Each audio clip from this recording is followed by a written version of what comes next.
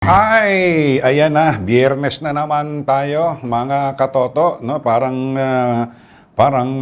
kahapon lamang ay nagsimula tayo ng Lunes, ngayon ay Biyernes. Ang bilis ng pag-inog ng haring araw at ang malamig ngayong nararamdaman na pagdaraos ng gabi. Ay nako, marami ho sa atin ipalagay ko napapasarap na ho ang tulog dahil sa mga nakalipas na ilang gabi, patuloy tayo nakakaranas ng tikatik ng ulan. Meron na ito ho ay sanhi ng through, low pressure area sa bahagi ng Visayas, Mindanao, okay? Southwest monsoon. Ay nako, mag-iingat po tayo ha. At kanina habang nagmamaneho tayo ay patuloy na tumitikatik ang mahinang ambon. Mahirap na ho yung tayo ay magbaka sakali na malakas ang ating pangangatawan. Hindi na ho, iba na ho ang panahon ngayon, no? Iba na ho yung nag-iingat sa ating mga sarili. Takomos, takomos. O eto ho, magandang morning. Mga kapwa lusinahin, ayan, mamaya sa ating COVID-19 update, ibibigay natin pinakamataas na naitala muli ng lungsod ng Lucena after October last year. Okay? Ito ay bate dun sa chart na natanggap natin mula sa Interagency Task Force. Ipapakita namin sa inyo mamaya. Okay? Mabuti na ho yung tayo ay nabibiyayaan ng information para naman nang sa ganon, di tayo makapaglaan naman ng iba yung pag-iingat sa ating mga sarili. And relative to this, patuloy naman, hindi naman tumitigil ang lokal na pamahalaan ng Lucena sa pangunguna ni Mayor Roderick Dondon Alcala sa pagsasagawa po ng information and education campaign. May kaugnayan po rito sa COVID-19. Ika-counter ho ng mabuti yan, ha? Kagaya kahapon, sa panayam natin dito kay Miss Janet Vargas Sendrano, muli pong pina-activate at pinasigla muli yung papel, mahalagang papel na ginagampanan ng ating mga barangay community task force para muli, okay, magpaalaala, magbigay ng babala, at yung pangatlo, manghuli. Okay, kahapon, ang daming mga nakakalat na miyembro ng kwerpo ng pulisya ng Lucena PNP. Good morning, Colonel Romulo Bong Albacea. I think that was Wednesday, no? Noong Miyerkules, nagpakita po tayo ng sample doon sa may 4 na po na ipailalim sa community service at na-confine doon sa holding area. Wag na ho tayong sanang mapabilang po rito, bukod tangi sa lahat. Mahirap nga naman yung pakiramdam na makitang ikaw ay isinasakay sa mobile. Baka mapagkamalang ka pa kung ano kaso mo. Ikalawa, malaking abala ho yun kasi doon sa holding area, maaaring tumagal kayo the minimum of 1 hour to 3 hours. Kapag kayo ho nahulihan o nahuli at natsyempuhan ng Barangay Community Task Force na una at higit sa lahat, hindi nagsusuot ng face mask or improper wearing of face mask. Mabuti na ho yung tayo ay nag-iingat. Okay? Ilalamanin ho yan ng ating programa ngayong araw ng Biyernes at mamaya magbibigay din tayo ng mga sample. Salamat ng marami. After our interview yesterday, ang daming dumagsa na text sa atin kahapon after the program. 2 lang ho naman kasi yun Kung itutuloy ba ninyo yung event, kung itutuloy ba ninyo yung medyo maikukonsideran na gathering ng 10 katao pataas. At pagkatapos mamaya, may bibigay din tayong halimbawa. Ano yung anxiety? Okay? Kapag ka nabalita mo, makinig, hindi ako nananakot, Hindi ako nananakot. Kapag ka nabalita mo na, yung palang nakasama namin dun sa event ay nagpositibo. Sus Mariosi po, no? Ang hirap isipin yan. Kasi pinakamahirap sa lahat yung ikaw may binibitbit na alalahanin sa isip mo Ano kaya ako? positibo din o hindi. Yun ho yung mas kadalasan na nagiging sanhi kung bakit higit tayong tinatamaan dahil sa stress sa kaiisip ng ganyang klase ng mga problema. Okay? Magbibigay tayo ng halimbawa, hindi para kayo o tayo ay manakot, kundi para ikakay tayong mga nanonood, nakikinig sa mga oras na ito, medyo magdalawang isip. Teka nga muna, ano ba naman tong COVID na ito? Hindi na kami tinigilan. Ako muna titigil muna din sa bahay. Hindi na muna ako magliliwaliw. Pinakamasarap pa rin siguro tayo mamuhay ng maayos ang ating pangangatawan. Okay? Sige. Mamaya ho yung COVID-19 update natin. Of course, yung ating local news, unahin ko na muna yung pinaka-importanteng sangkap ng ating program. Ito ho yung pinakakaabangan nating portion, itong pag-usal natin ng mahalagang panalangin na siya pong gigiya sa atin sa lilipas na maghapon. So please, join me as I pray. Magandang umaga po, aming Panginoong Diyos. Salamat po sa iyo sa araw na ito, sa mga oras na ito, at sa pagmulat po ng aming mga mata. Ay naghudyat po muli ito ng panibagong pag-asa para sa amin. Lilipas po ang maghapon, dadako po kami kung saang lugar. Sana po gabayan ninyo kami at mailigtas ninyo kami sa anumang uri ng kapahamakan. Panginoon naming Diyos, amang nasa langit, maaring sa mga oras na ito, ay nagtataglay po kami ng mga karamdaman o suliranin sa aming mga buhay. Sana po ay hipuin ninyo kami at maibsanawa ang mga nararamdaman naming ito. Gayon din po naman ay patuloy din po naming hinihiling at itinataas sa iyo ang katuparan po ng aming mga kahilingan. Turuan niyo po kami na maging magaling pa sa aming propesyon at sa aming paghahanap buhay. Subalit ang higit sa lahat, mas turuan niyo po kami na kami ay maging mabuti. Ang lahat ng ito ay samot dalangin namin sa pangalan po ng iyong anak na si Jesus. Amen. Okay, kahapon, take note for instance, ako naman ay tansya ako sa aking sarili, no? Na medyo may kalakasan din naman yung aking pangangatawan. Sabihin na ho natin, medyo yung aking immune system, medyo pumapalo pa naman. At maraming mga mikrobyo ang nire-reject ng aking katawan dahil sa maayos na aking immune system. Pero sa kabila ho nun, tansya mo naman ho yan sa iyong sarili, no? Kahapon habang ako medyo nagpapapisil nung aking talampakan, o foot reflex, kagabi, okay? Bigla akong sunod-sunod na inubo. Alam niyo yung kumating lalamunan ko? Tingnan niyo yung instance, no? Sasabihin sa akin sarili, ano ito? Parang bago itong pangangati ng lalamunan ko. Sunod-sunod kung ano-ano na agad yung maglalaro sa isip mo. Pero hindi. Dapat lalabanan mo yon. Sasabihin mo sa iyong sarili, hindi. Maaaring kumati lang umatake lang siguro yung pesting ahin. Maya-maya siguro wala na ito. Yun yung isang instance o example na ipinapakita namin sa inyo na mas mahirap kapag alam mo sa iyong sarili, lalo tigit, alam mo medyo may maintenance ka na, tabi-tabi po doon sa maaaring may mga iniinom ng gamot, syempre, mas prone sa virus yung mga taong merong comorbidity or comorbidities, yung may maaaring tinataglay ng mga karamdaman o sakit sa kanilang mga katawan. Kaya ang pag-iingat po ay dapat doble-doble. Okay? Sige po, maraming salamat sa inyo. Sino ito nang iistorbo na ito? Gwapo naman pala. Sige, pwede mang istorbo pagka magandang lalaking katulad ko rin.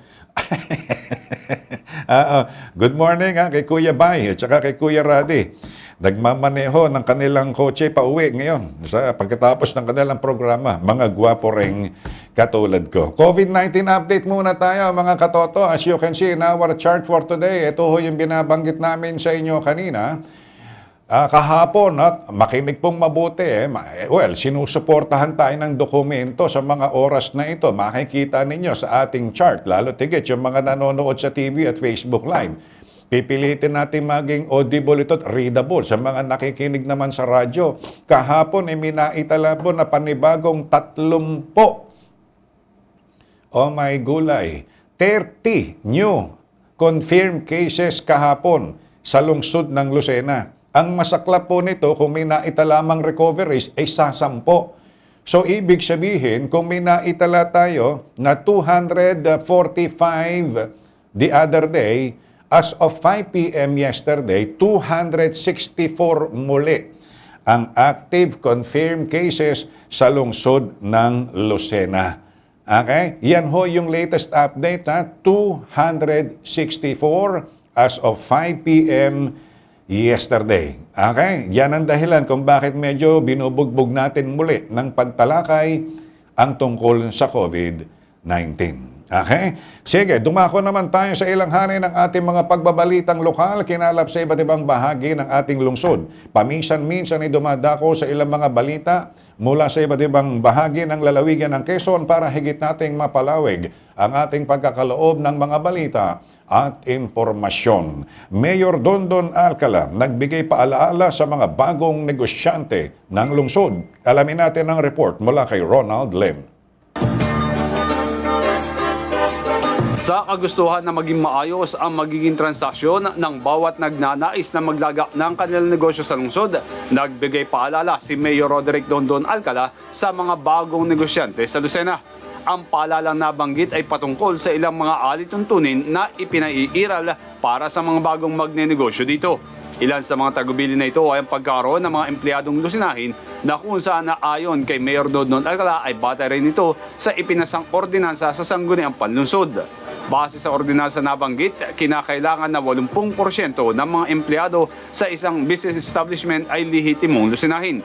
Ito ay upang matulungan niya ang mga ito na magkaroon ng trabaho at hindi na kinakailangan pang lumayo at magtungo sa ibang lugar upang magkaroon lamang ng pagkakakitaan. Sakali naman anyang nangangailangan ang mga ito na empleyado ay nakahanda ang City Public Employment Services Office na mabigyan nito sa pamamagitan ng mga nakafile na resume sa naturang tanggapan. Makatitiyak rin na ang mga bagong negosyante ito na ang empleyadong inirekomenda ng peso ay mga mapagkakatiwalaan dahilan sa ang mga ito ay nagsipagtapos sa dalubsaan ng lungsod ng Lucena o DLL. Sa nasabing pamantasan aniya, ang mga tinagurang scholar ng lungsod ay mayroong marka na hindi bababa sa 85% kung kaya naman ay makasisiguro rin ang mga ito na sadyang may kakayanan sila pagdating sa papasuking trabaho. Isa pa rin sa paalala ng alkalde ay ang pagbabawal na magbigay ng kahit anumang uri ng regalo sa mga empleyado ng lokal na pamahalaan bilang kapalit ng mabilis na proseso ng kanilang aplikasyon. Ito anya ay dahilan sa mahigpit niyang ipinagbabawal ito at upang maiwasan na rin ang pagkakaroon ng tinatawag na red tape sa pamahalang palusod. Sakali anya na mayroong mga kawani ng lokal na pamahalaan na nagpahirap o nang hingi ng anumang pabor para sa agarang paglabas ng kanilang aplikasyon ay sinambit ng pununusod na agad ipagbigay alam ito sa kanya upang magawa ng kaukulang hakbang. At matapos na makapagbigay ng kanyang tagubilin ay formal nang nilagdaan at ipinagkaloob sa mga bagong business owners sa Lucena ang kanilang aplikasyon bilang hudyat na rin na maaari na ang mga itong na makapagbukas ng kanilang negosyo. Ang pagbibigay ng paalala na ito sa mga tinaguriang kapartner sa pagpapaunlad ng lungsod ng Lucena ay upang mas mahikayat ang mga ito na maglagak pa ng kanilang negosyo dito at upang matulungan na rin ang mga mamayang Lucenahin na magkaroon ng trabaho. Dahilan sa isa sa mga ninanais ni Mayor Dondon Alcala para sa lungsod ng Lucena ay ang patuloy itong umunlad at makapagbigay ng tamang serbisyo para sa mga mamayan dito. Para sa pag-usapan natin, Ronald Lin, ulat. Maraming salamat, Ronald Lem. Konsehal Baste Brizuela Jr. nagpaabot ng pasasalamat sa tulong na ipinagkakaloob ng DOLE sa mga Lucinahin. Alamin natin ang report mula naman kay Josa Cruzat. Taos sa pusong pasasalamat ang pinaabot ni Konsehal Benito Baste Brizuela Jr. sa Department of Labor and Employment dahil sa ipinagkaloob nitong livelihood assistance sa ilang mga Lucinahin kamakailan. Aniya malaking blessing kung maituturing ang kaloob na livelihood assistance ng departamento sa 33 Lucinahin lalo na sa panahon ngayon na nananatili pa rin lumalaban ang bansa maging ang lungsod sa padaigdigang krisis pang kalusugan. Ang kabuhayang program na ito ng DOLE ay kinapapalooban ng Sari-Sari Store Package kung saan ay 25 Lucinahin ang nakatanggap nito at ang Bigasan Package kung saan ay 8 individual ang naging benepisyaryo. Kaugnay nito pakiusap ng konsehal na alagaan sana at bigyang halaga ng mga benepisyaryo ang natanggap na biyaya patakbuhin ng tama upang magtuloy-tuloy at lumago ang negosyo na tiyak na makatutulong sa pang-araw-araw na gastusin ng mga ito. Alagaan po natin ang ating pong biyaya na tanggap po mula po sa ating pong Dole Livelihood Distribution po. Siyempre po, magandang training na din po ito sa atin dahil ito po ay makakatulong po sa ating pong pangkabuhayan. Kaya po pahalagahan po natin siya at palaguin. Yun lang po. Again, maraming salamat po sa Dole po and all the maliit man po na nasasabi nyo na ibaba, ngunit malaking pong blessing po para po sa bayan po ng mamayan po ng Luzon. Labis na kagalakan ang nadama ng konsehal dahil sa matagumpay na distribusyon ng naturang livelihood assistance dahil patunay niya ito ng walang sawang pagbibigay tulong ng iba't ibang kagawaran ng pamahalaan sa mga higit na nangangailangan. Kaugnay nito, patuloy naman ang suporta ni Konsehal Brizuela sa mga ganitong uri ng aktibidad na siyang magbibigay ng malaking oportunidad sa pag-unlad ng mga mamamayan ng lungsod ng Lucena. Para sa pag-usapan natin, Josa Cruzat nag-uulat. Maraming salamat, Josa Cruzat. Libreng pagpapagamit ng 4-wheel drive tractor para sa mga magsasakang lusinahin tuloy-tuloy. Alamin natin ang report mula kay EJ Bagnes. Patuloy ang libreng pagpapagamit o pagpapahiram ng 4-wheel drive tractor ng lokal na pamahalaan para sa mga magsasakang lusinahin.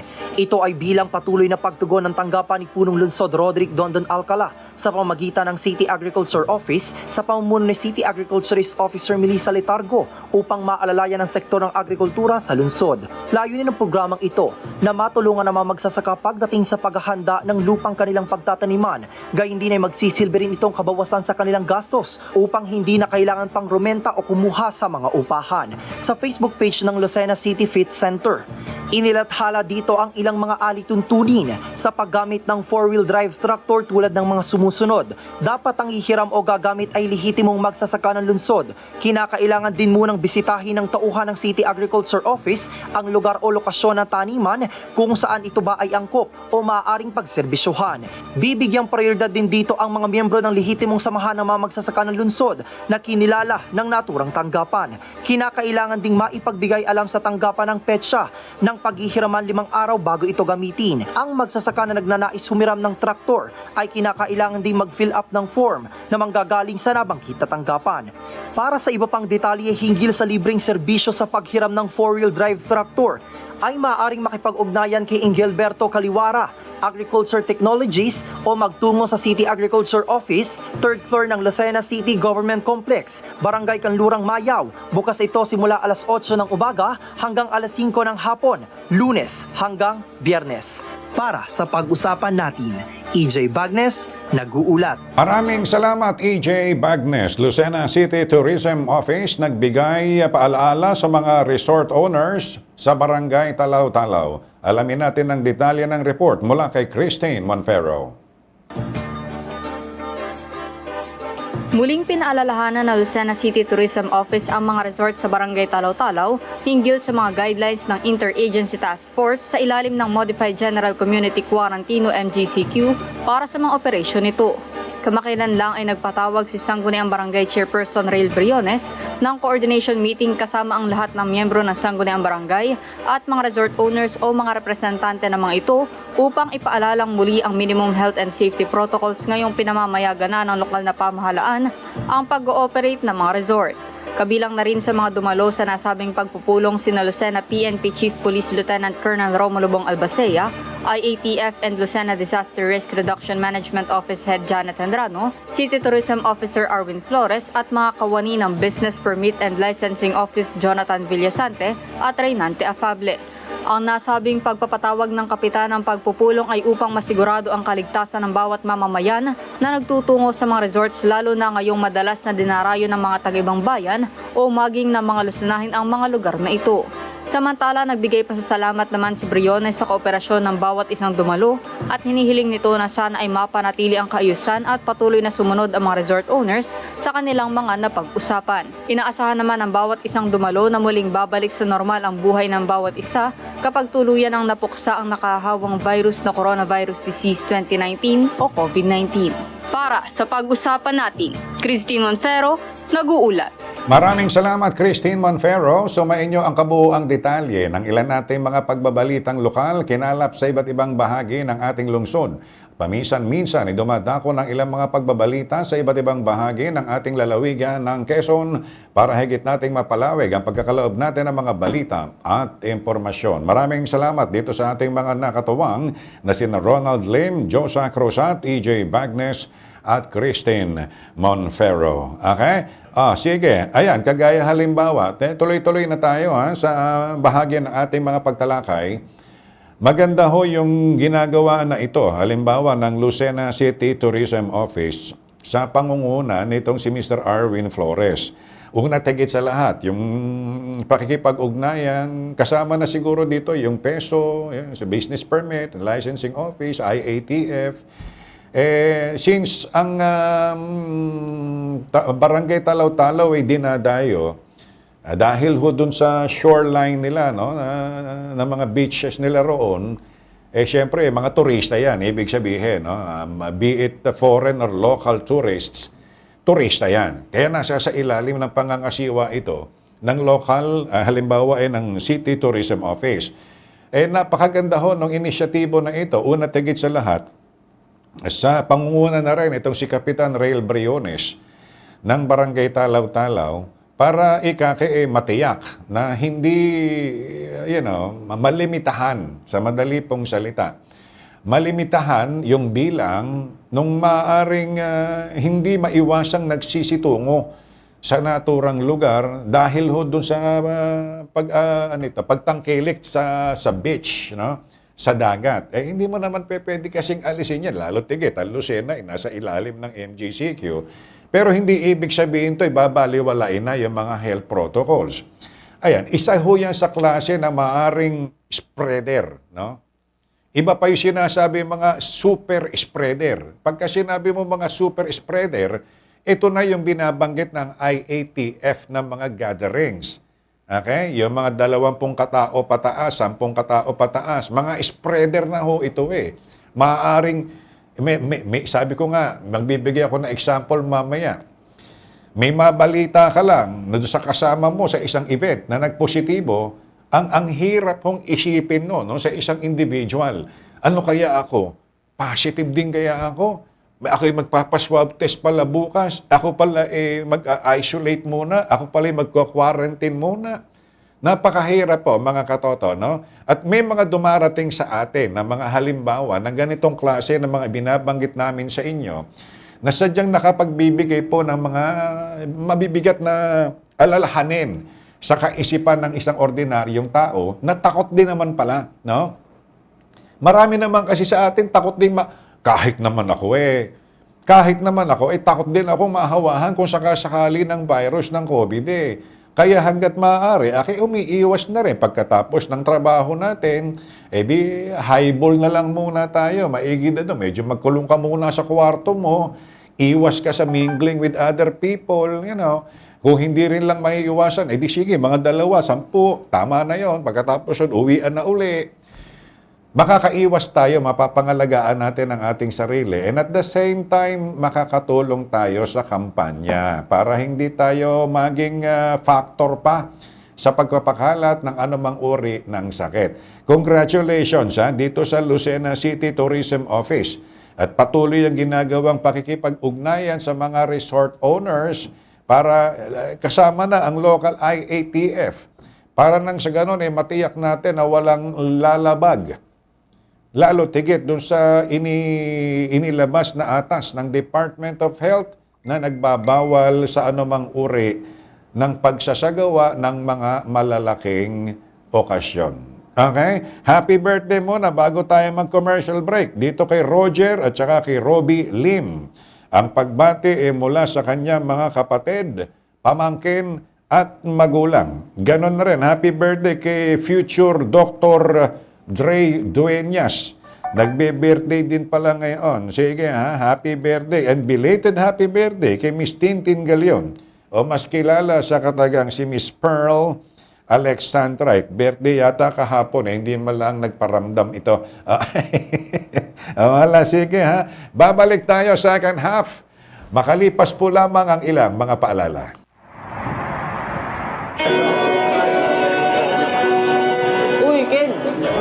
coffee? Thank you, Eric, pero meron na ako nito eh. Mark Cafe. Ano ba yung Park Cafe na yan? Ito yung coffee na healthy na. May sarap pang natural. Ang Mark Cafe 5-in-1 plus 1 Coffee Mix. Ang kape may natural na sanggap mula sa pinagsama-samang herbal extract. Kaya para sa kumpletong araw, mag-Mark Cafe ka na. Oh, pagod na kayo, no? Sabi ko naman sa inyo, mag-Mark Cafe na kayo. Iba na yung masustansya na. May sarap pang natural. Mark Cafe, ang sarap ng natural. Niyakap natin ang pagbabago at tinutol ang tanikalang pumigil sa pag-unlad ng Lucena. Sinubukan nating maramdaman ang paglalahad ng mga programa sa malumanay at walang pananakot na pamamaraan. Sama-sama nating ibinangon ang bagong Lucena sa pangunguna ni Mayor Dondon Alcala. Ito na ang tamang panahon para ituloy ang higit na kaunlaran at pagbabago. Kayang-kaya basta't sama-sama. Bangon para sa bagong Lucena. Bagong Lucena. Pilipinas kong mahal, akay ang pananampalataya sa may kapal.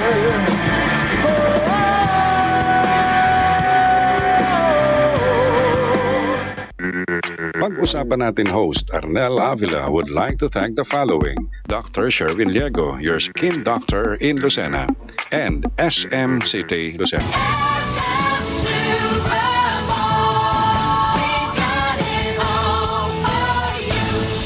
Pag-usapan natin kasama ang inyong kaibigang Arnel Avila. Pag-usapan natin. Okay, tuloy tayo sa second half ng ating programang pag-usapan natin. Meron lang tayong natanggap na text message dito. Meron daw hong naganap na aksidente ngayon lang sa Diversion Road. Baka po pwedeng magpadala ng traffic at baka po mag-traffic. Siguro unahin natin. Pakisuyo na nga, baka nakikinig sa atin yung Emergency Response Team ng City Disaster Risk Reduction and Management Office. Medyo tinanong ko kasi kung saang part ng diversion, hindi pa lang muli nagte-text back sa atin. Pero alam ko naman, mabibilis naman yung mga elemento ng ng ERT, ng lungsod ng Lucena. Pagkakabilis ng mga yan. Kaya nga Emergency Response Team Kaya pakisuyo na nga mga katoto sa ERT. Pakialam natin kung saang lugar sa Diversion Road yung sinasabing aksidente. Itinext lang sa atin ngayon lang 7:31 lang. Tinatanong ko, hindi pa nagte-text ba kung saang part ng Diversion Road. Ayan, mag-iingat. Yan sinasabi ko sa inyo. Mamaya, babalikan ko yan. Nababati lang muna tayo dun sa ilang mga nagdaraos ng kanilang birthdays today. Unahin natin itong kaibigan nating si Miss Tin Ricafrente. Okay, Miss Tin Ricafrente, happy birthday to you. Ganon din kay Ma'am Rosalinda de Guzman at kay Miss Laila Templo Insyong. Happy birthday. At doon sa mga nagdaraos pa ng kanilang birthdays today, happy birthday. Ayan. Swerte ng Davao City, no? Swerte ng Davao City. Alam niyo kung bakit? Kahapon yata, nung makamakalawa, dinalhan uli ng panibagong 100,000 doses ng Pfizer. Buti pa sila to, nakakatikim sila ng Pfizer. 100,000 pati agad, no? Yun yun pang-apat na batch na yata ng mga bakuna na dinadala sa Davao City. Huwag na natin kainggitan yun. Ako namin nagbabalita lang. Wala tayong magagawa. At syudad ng presidente yun Syudad ni Pangulong Digong yun kaya siguro, bigyan na lang siguro natin ng discretion. At total, syudad naman niya yun. Doon siya galing.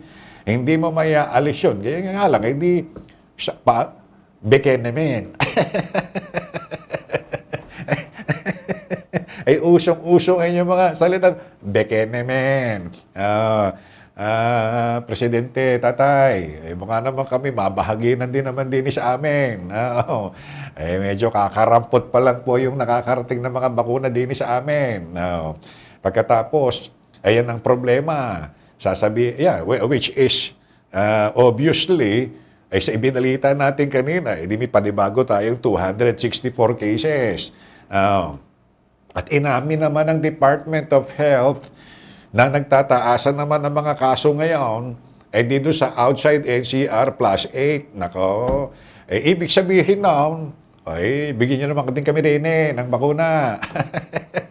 Huwag naman yung 90-10. Ano yung 90-10? 90% ng supply ng bakuna doon sa NCR plus 8. Pagkatapos yung natitirang 10% ng supply, di tingi-tingi. 0.5 sa inyo dyan sa Quezon, 0.5 sa inyo dyan sa Bicol. Wag naman sana, no? Although sa isang punto, medyo tingnan natin yung advantage. Kasi hindi tayo binibigyan ng prioritization sa supply ng bakuna. Ibig sabihin, kinukonsider nila tayong hindi high risk. Yan lang yung isang punto ron eh. Pero sana, wag naman, despite of that, sana dapat continuous din yung supply ng bakuna sa atin, regardless kung mababa o mataas yung kaso natin. Kasi ang pinag-uusapan naman natin dito, immunization. Yung hindi tayo makapagbigay ng hawa-hawa sa pamamagitan ng pagkakaturok-turok ng mga bakuna. Mabuti na nga lang, sabi ko nga ako sa inyo rito sa lungsod ng Lucena, ipagpasalamat na rin natin, sa maigting na atas ni Mayor Dondon Alcala, inatasan niya ang IATF sa tuloy-tuloy na pagsasagawa ng kampanya relative sa information and education campaign. May kaugnayan dito sa COVID-19.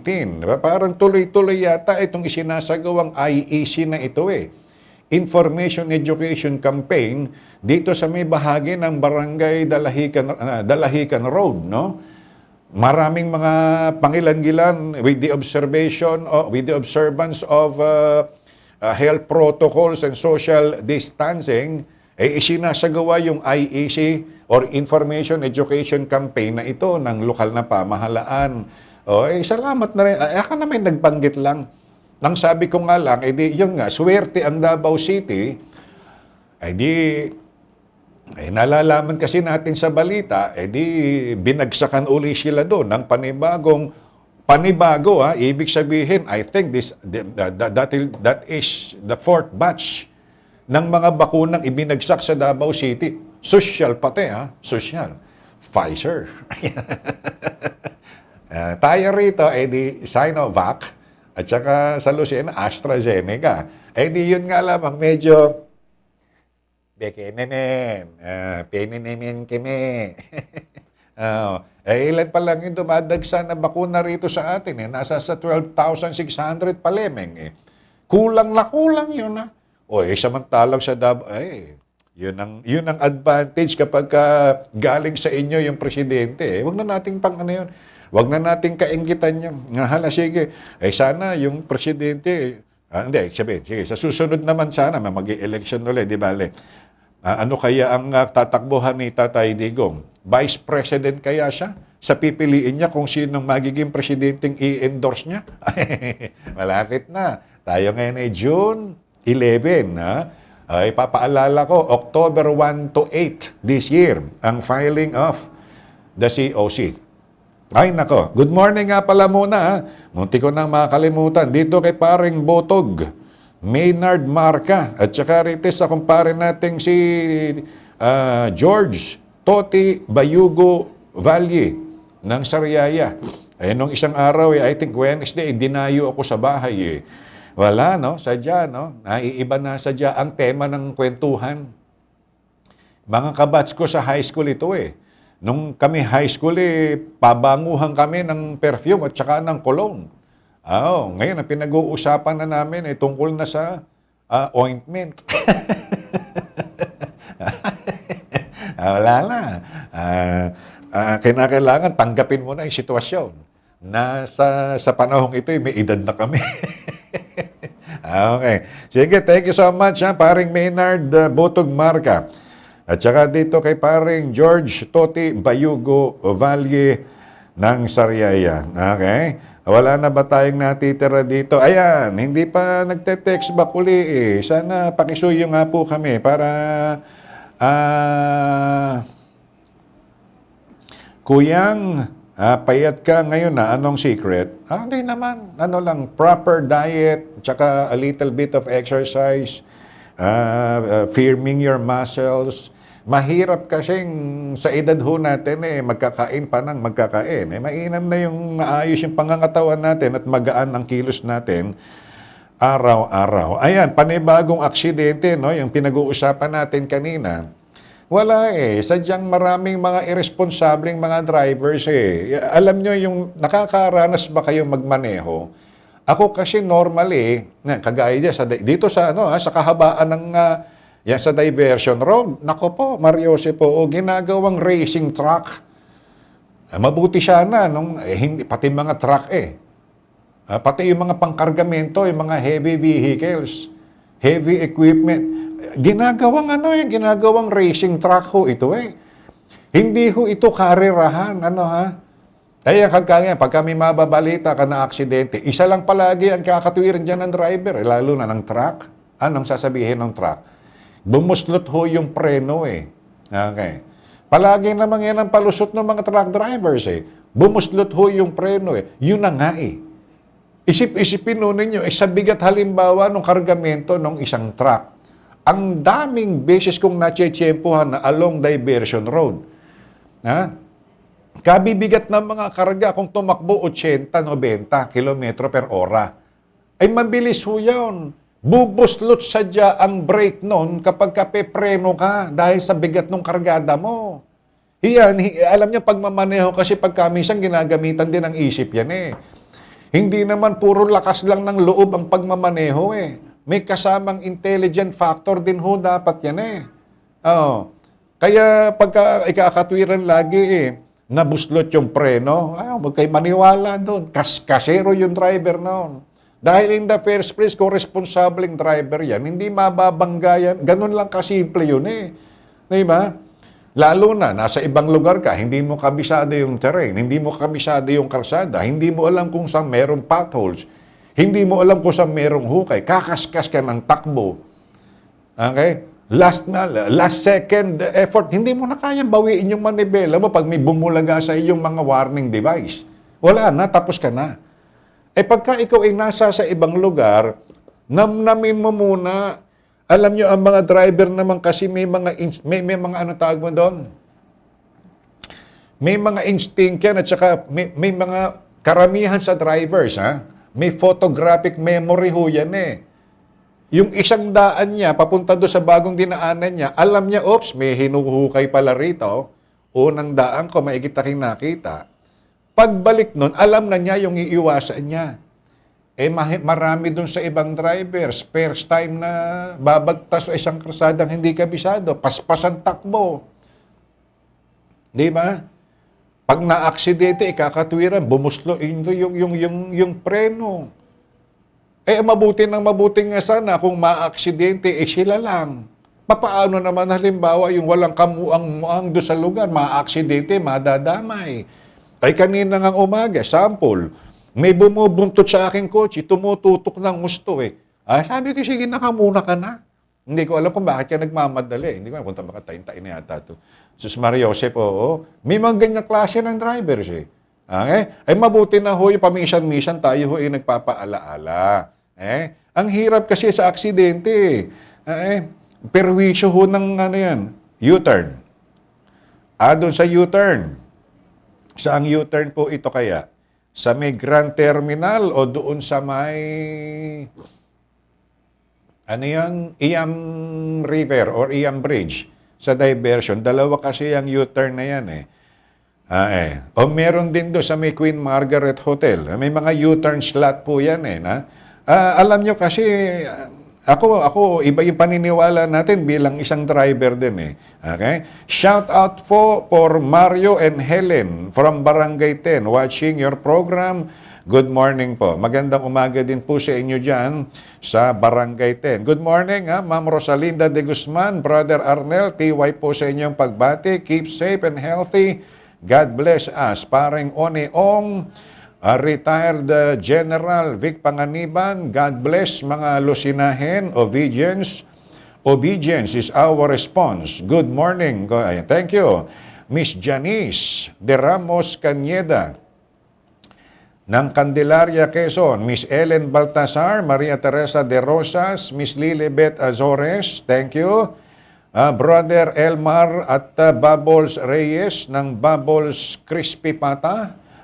Yung may pinakamasarap na crispy pata sa buong Pilipinas. Ibabalik na po ba kaming mga Barangay Task Force Marshal? Ay makipag-ugnayan po sa inyong mga barangay. Ano po? Dahil ang pagkakaintindi natin, batay sa instruction ni Mayor Dondon Alcala, di muli i-reactivate itong ating mga Barangay Task Force Marshal para nang sa ganun muling makapag-ikot sa ating mga barangay dahil na rin rito sa upward trend. Pag sinabi mong upward trend, pataas, okay, ng mga kaso ng COVID sa lungsod ng Lucena. Paring Buboy, Maring Alice Ong, at saka si ating Winnie, okay, ng St. Peter Hardware. Magandang morning. Advance happy birthday sa aking anak na si John Alan Briones mula kay Emmanuel Briones. Okay, Ray Luistro, good morning, sir. Okay, Ray Consul, Nelson Antenor, Louis Aguilar, Norman Nadera, Maria Teresa de Rosas. Maagang nagising ang aking katoto, yung aking kababata, si Engineer Nelson Eliasar ng Tanex Foreign Exchange and Car Rental. Good morning, Miss Maria Belen Sabala Palacio, sa ating mga kaibigan sa PIA, kay Ruel Orinday. Sara Manaog, ating Felicatan, Melona Apula. Mapagpalang umaga po, Sir Arnel. Thank you. Ma'am Esther Uy. Okay, sige pa. Sino pa itong mga babatiin natin? Chuchay. Marasigan. Okay. Ng Luisa and Daughters. Ayan. Thank you, Ma'am Chuchay. Sino pa? Miss Marisa Reyes. Okay. At sa lahat ng mga members nga pala ng Soroptimist International of Lucena. Magandang umaga po sa inyo. Okay? Sige. Hindi, wala na ho. Hindi na ho siya. May mga forwarded messages dito. Kaya lang, pagpasensyahan nyo na, kinakailangan pa ho natin ang confirmation nito. Now, nailahad na ho natin at naibigay na natin yung information kay sa IATF. No? Sana makinig po sa atin yung... nando doon ang pagrespeto natin sa lahat. Regardless of your religious affiliation, ano man ang relihiyon na kinakaaniban po ninyo, ando doon yung pagrespeto natin. Sabi ko nga sa inyo, kanya-kanyang paniniwala lamang naman tayo eh. Basta ang importante, ano man yung pinaniniwalaan natin, ay lahat tayo ay nagdadasal, humihingi ng guidance.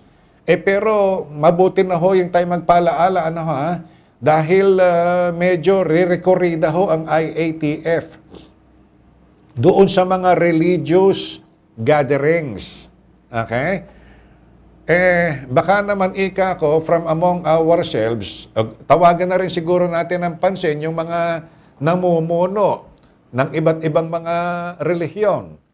Halimbawa, dito na lang muna tayo sa lungsod ng Lucena, no?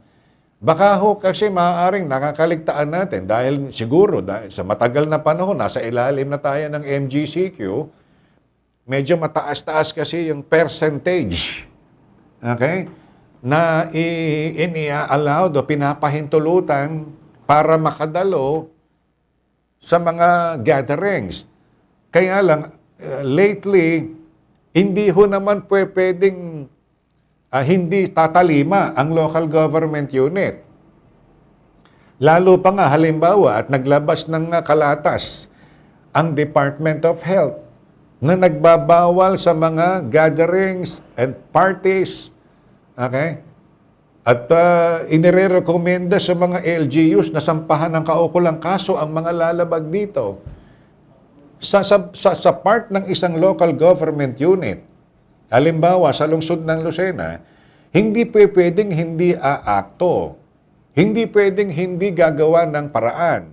Dahil baka naman yung local government unit ang masampahan naman ng kapabayaan o negligence. Palagay ko sa part ni Mayor Dondon Alcala, hindi naman siya papayag, no?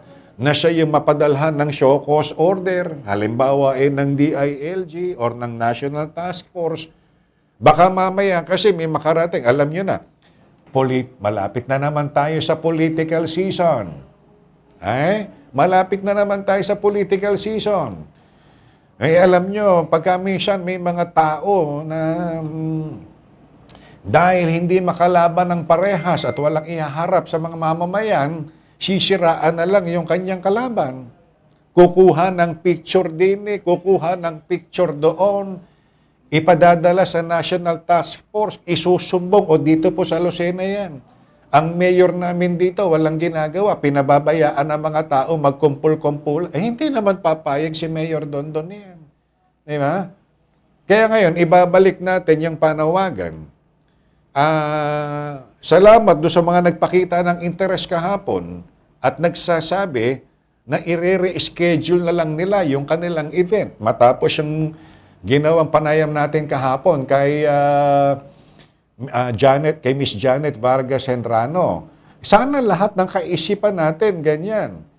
Okay? Kung sa palagay po ninyo na maaari yung isasagawa ninyong event ay maaring mag-cause ng spread ng virus, then better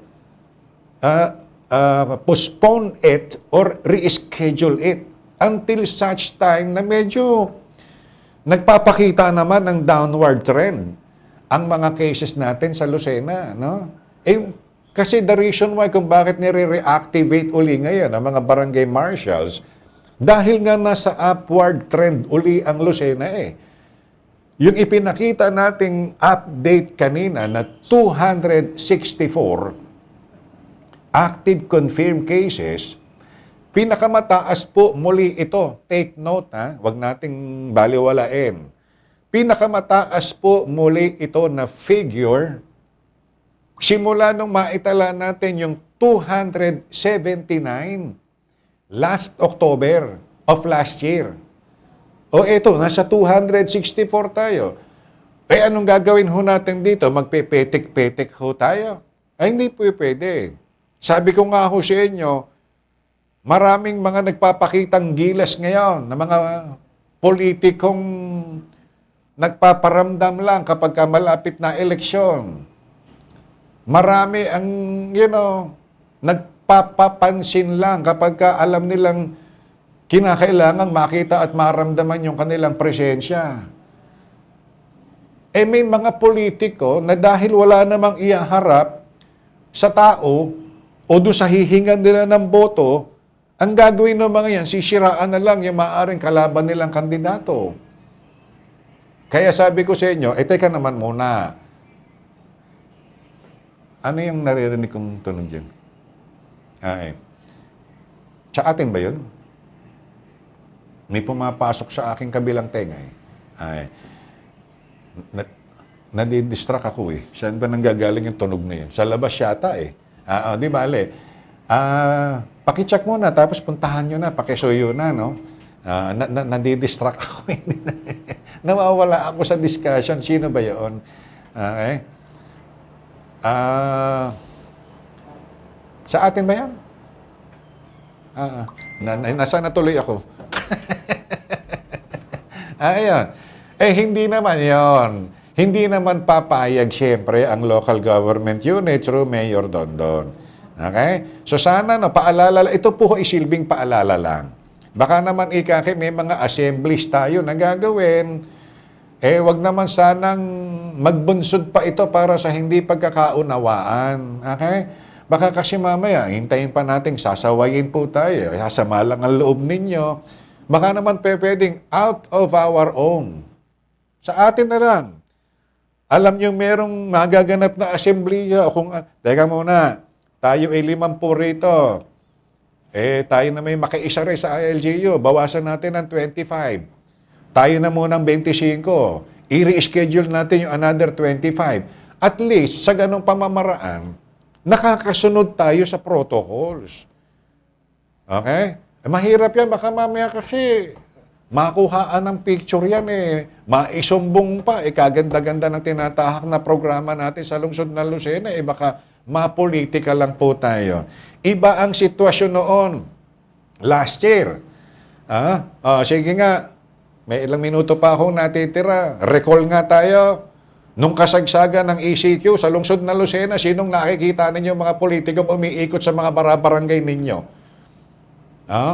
Sino yung mga nagdadala ng tulong?